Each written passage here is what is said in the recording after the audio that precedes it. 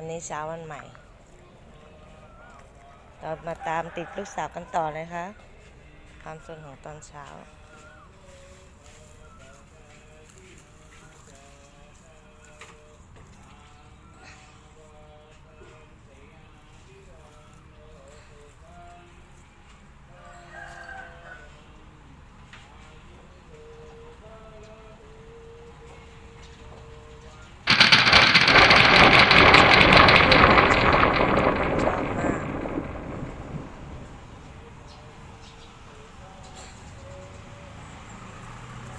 ก็ยังเบื่อ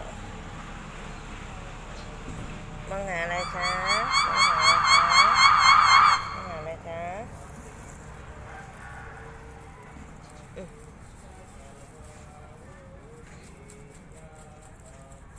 เนี่ย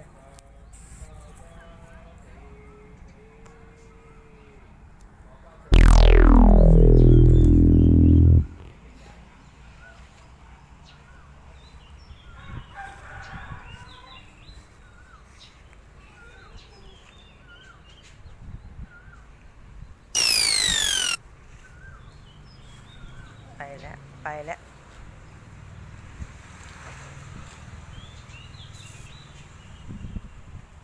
เห็นสุนัขน้อย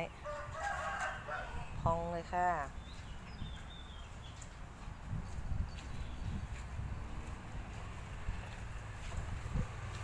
ไปดูสิ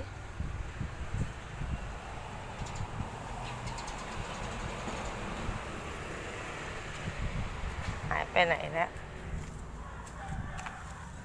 ไม่ถูกกับหมาจ๋าแม่ไม่ไปไหนหรอกไปตะปบหมาน้อย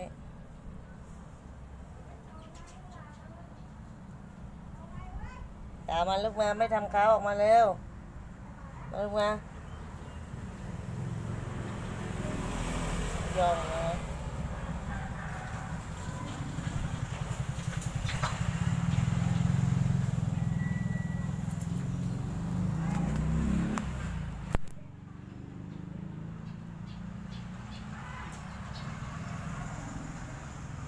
มาจ๋ามา